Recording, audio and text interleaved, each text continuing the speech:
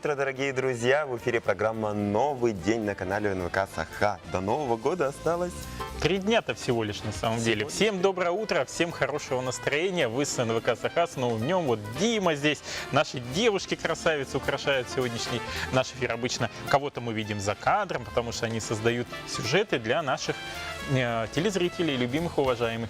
Ведь Новый год-то это же еще и суета. Вот сегодня рабочий день, и многие успевают закупить подарки, какие-то продукты питания, закупить какие-то сувениры и прочее, прочее, прочее. Сегодня, кстати, мы собираемся сделать сувенир своими руками. Да, девушки? Да, не совсем сувенир, это новогодние игрушки. Решили мы их сделать аккурат под Новый год практически. Но не просто так, мы хотели бы готовые уже поделки, да, подарить, отдать в помощь одному из социальных учреждений.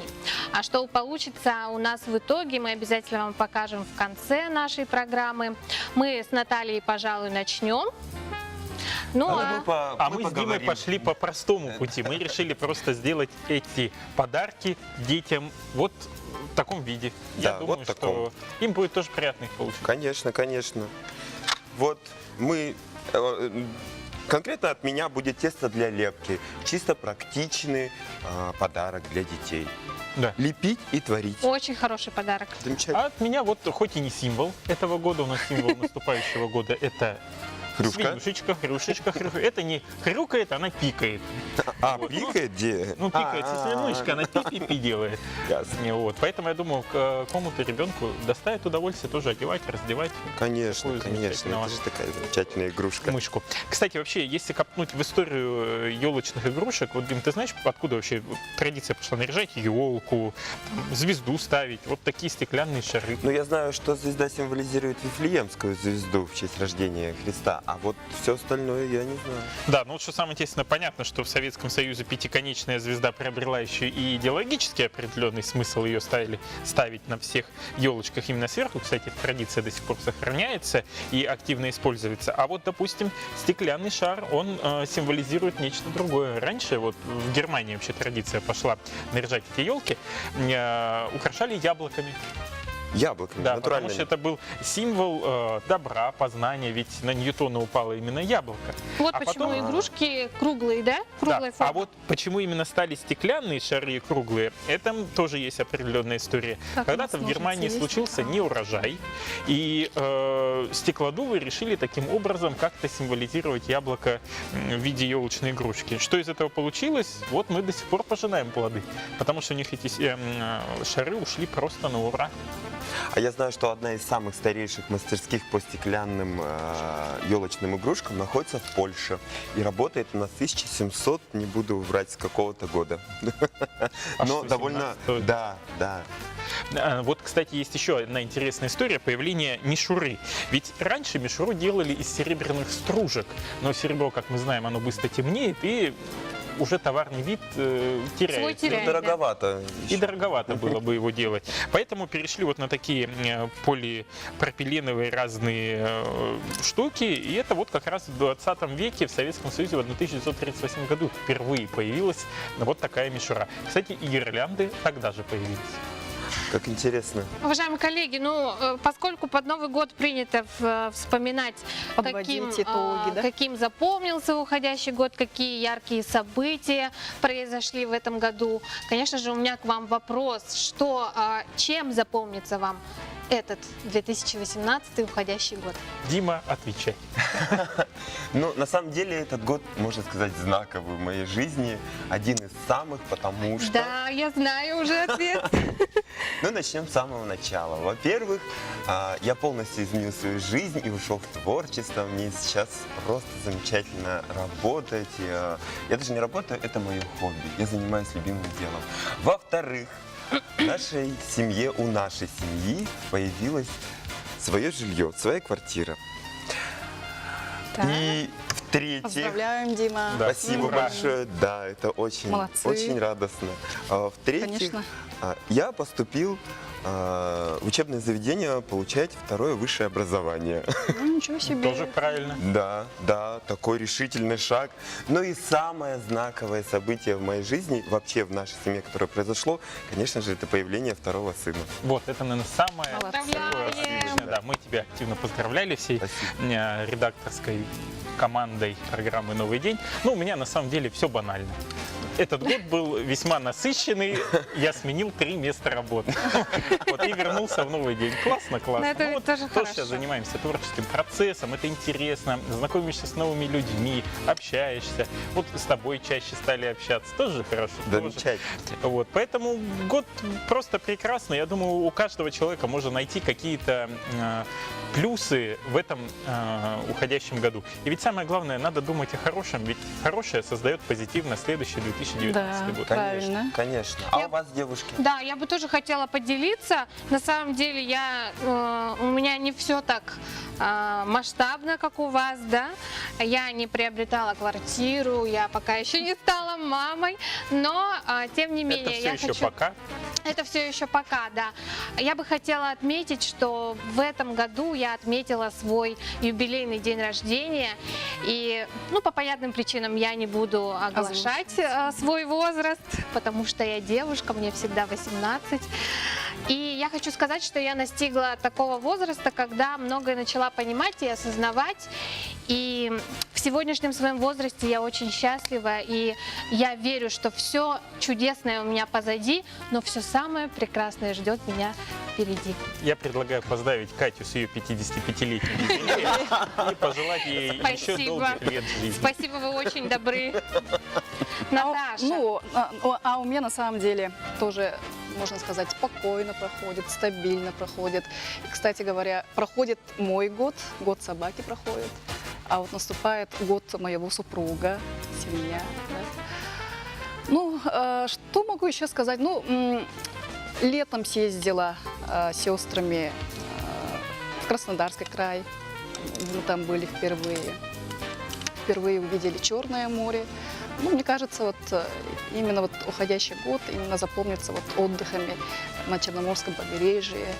И то, что вот проходит спокойно и стабильно. И я уверена, что будущий год тоже так же будет стабильным на самом Вот, деле. Наташа затронула тему стабильности. Вот, кстати, стабильно на Новый год он у нас ассоциируется с одним замечательным фруктом. Мгм. Каким? Каким? Мандарин. Мандарины. Конечно. Да? Вот откуда же эта традиция-то пошла? Кто знает? Я не знаю. знаю. Петр Первый? Нет. Здесь замешан. Картошку точно он, а вот мандарины не замешан знаю. как раз стабильный товарный дефицит в Советском Союзе. Так. Потому что тогда мандарины, они поспевали только в Абхазии, у нас были санкции. И импортные фрукты, они были, буржуазные, они не завозились. Ни киви не было, ни ананасов. Вот были мандарины. Как раз они поспевали в декабре и становились украшением новогоднего стола у советских граждан. А послевоенные годы, так и вообще мандарины стали большим дефицитом и появлялись не в каждой семье. Традиция сохранилась до сих пор. Запах мандарин с елкой – это неповторимые воспоминания из детства. Мгм. Ну вот мы все вспомнили, да, чем нам запомнится вот уходящий год. Давайте сейчас предлагаем зрителям, чем же порадовал и удивил нас уходящий 2018 год. В январе 2018 года якутянка покорила интернет заснеженными ресничками. Фото якутской Снегурочки, так прозвали Анастасию Груздеву, покорила пользователей интернета с разных уголков мира. В апреле приз Международной федерации кинокритиков на 40-м Московском международном кинофестивале получил якутский фильм «Царь-птица» режиссера Эдуарда Новикова. «Царь-птица» рассказывает о 30-х годах 20 века. Это история о том, как дикий орел, который считается священной птицей, залетает в дом к двум людям. Хозяева не выгоняют его, а наоборот начинают подкармливать. На фоне этой ситуации разворачивается целая психологическая история о человеческих отношениях.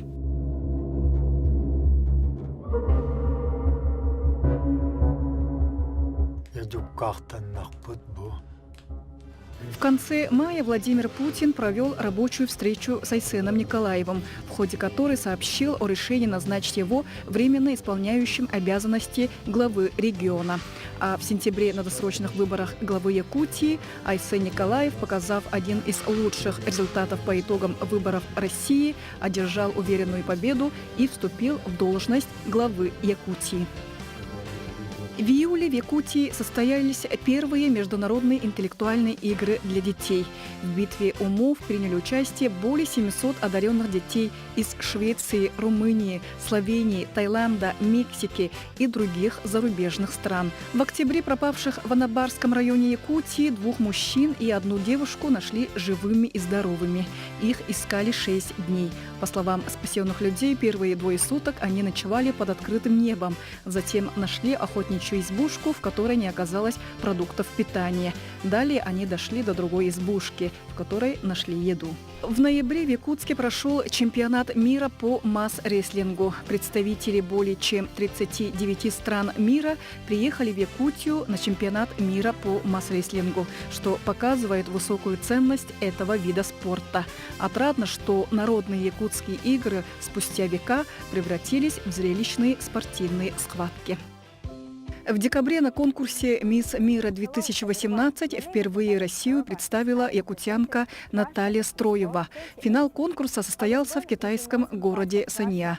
Вместе с якутской красавицей за звание самой красивой девушки мира поборолись представительницы 116 стран. Наталья Строева – обладательница титулов «Мисс Республика Саха-Якутия» и 2-я вице-мисс Россия. Иван, а ты вот веришь в нумерологию, астрологию? Девушки-то, наверное, верят. Девушки, они Обязательно. вообще любят Обязательно. ушами, и поэтому там грамотно им надо вложить эти цифры. В некоторые вещи можно поверить смело. Вот я как-то вот в одном из эфиров говорил о том, что я попытался на одном из сайтов забить свою дату рождения, все полностью там это, и вот он мне выдал результат. Честно скажу, на 90% где-то совпал результат. Я даже сам удивился.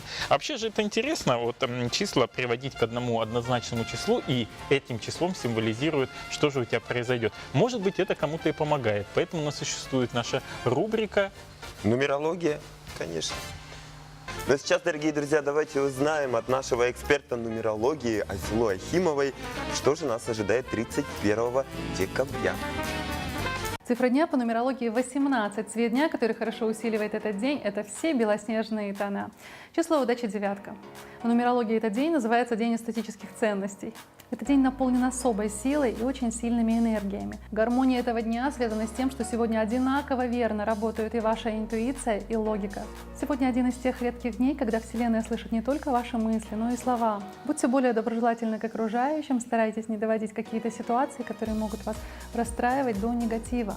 Детки, рожденные сегодня, в будущем могут достичь успеха во всем, что бы они ни попробовали. И удивительная вибрация этого дня, возможность дадут рожденным деткам обязательно оставить след в истории человечества. Загадывайте желания с периода 21 часа и 21 минуты.